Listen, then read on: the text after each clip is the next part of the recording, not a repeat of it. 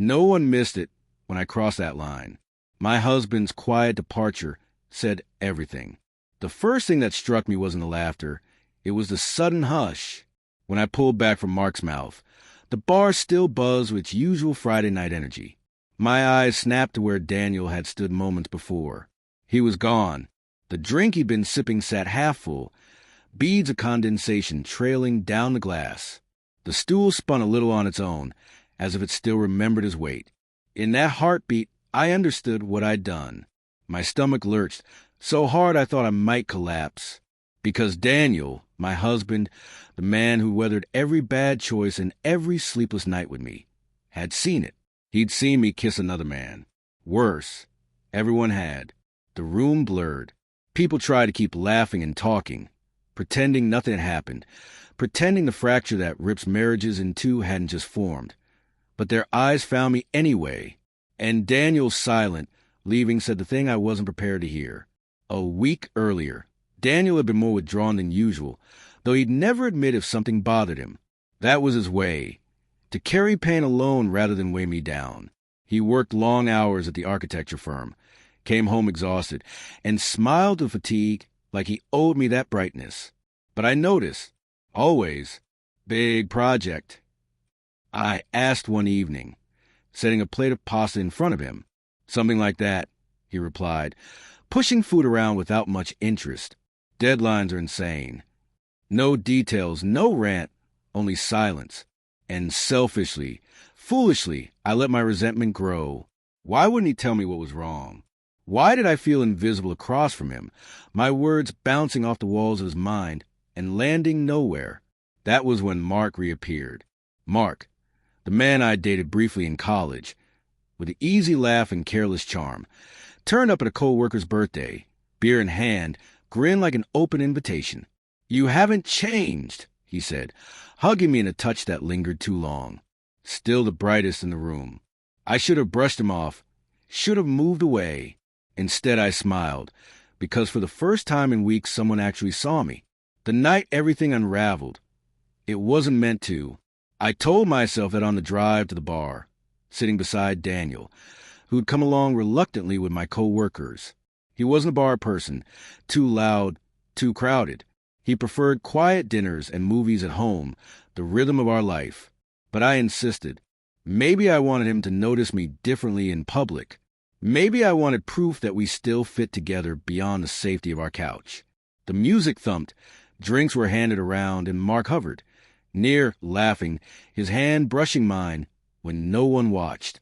I told myself it was innocent, just nostalgia, harmless until it wasn't. At some point, Daniel slipped away to the bar for another drink. That's when Mark leaned in, breath warm against my ear. "Still as beautiful as ever," he murmured. Before thought arrived, before I pulled back, I leaned into him. Our lips met, maybe 3 seconds, but 3 seconds detonated everything. When I opened my eyes, Daniel was gone.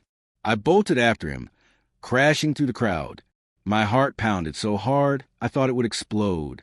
The cold night air slapped my face as I shoved through the bar's doors, scanning the street. Then I saw him, Daniel, walking fast toward the car, shoulders stiff, fists clenched. "Daniel," I called, my voice breaking. He kept moving. "Please wait." He unlocked the car, slid in, and closed the door without looking back. The slam was louder than any scream. By the time I reached the car, he'd already started the engine. "Daniel, please, let me explain." His eyes flicked at me for a moment, and what I saw froze me. Not anger, not even hate, only devastation. Then he pulled away, tires screeching as he drove into the night. I stood there shaking, breath visible in the cold. The reality of my betrayal crashed over me like a wave. I had humiliated him in front of everyone. In the days that followed, he didn't come home. Not that night, not the next. No calls, no texts. His silence felt like the punishment I deserved, but it was unbearable. Each empty hour was a knife to my chest. When he finally returned 3 days later, he looked changed, colder, distant. He carried a duffel I didn't recognize, dropped in the hall, and walked past me without a word. "Daniel," I whispered, following, "Please, we need to talk." There's nothing to talk about. His voice was flat, final. Yes, there is. It was a mistake. You didn't mean for me to see. His eyes found mine, hard and unyielding. Or you didn't mean to do it at all.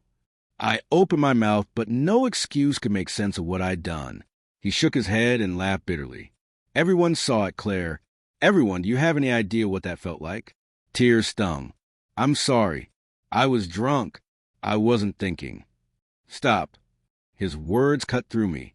Don't insult me with excuses. You kissed him because you wanted to, and you knew I was there. The silence afterward was crushing.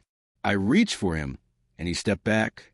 I don't know if I can ever look at you the same way again, he said quietly. That was the breaking point. Weeks crawled past, each colder than the last. Daniel moved to the guest room, started leaving earlier for work and coming home later. Our conversation shrank to logistics, bills, groceries, schedules. The intimacy that had bound us evaporated, leaving a hollow shell. One night, unable to bear it, I knocked on his door. Daniel, please. I need you to talk to me. Yell at me. Hate me, just don't shut me out. He looked up from a book he wasn't really reading. His eyes were rimmed red, his face hollowed. You broke something in me, Claire, he said softly. And I don't know if it can be fixed.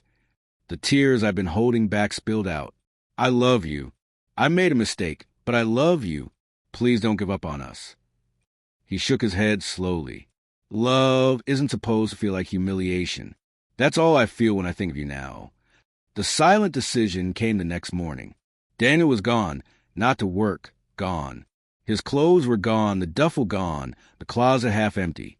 On the kitchen counter was an envelope with my name in his handwriting. My hands trembled as I opened it. Blair, I can't do this anymore. I can't live with the image of you in someone else's arms burned into my head. I thought we were stronger than this. I thought we had something worth holding on to, but your choices told me otherwise. I don't hate you. I just can't stay. Daniel. The letters blurred as I crumpled to the floor, sobbing, because there it was, the finality I'd fought to avoid. His quiet exit from the bar had been the start of the end, and now the silence was permanent. Reflection. Months had passed since Daniel left, but I still replay that night. The laughter, the kiss, the moment I looked up and saw him disappear into the crowd. I would give anything to rewrite that instant and pull away before I cross the line. But I can't. Now, when people look at me, they don't see the woman who once had a loving husband. They see the woman who threw it all away for 3 seconds of weakness. Everyone saw me cross the line, and Daniel's silent exit said,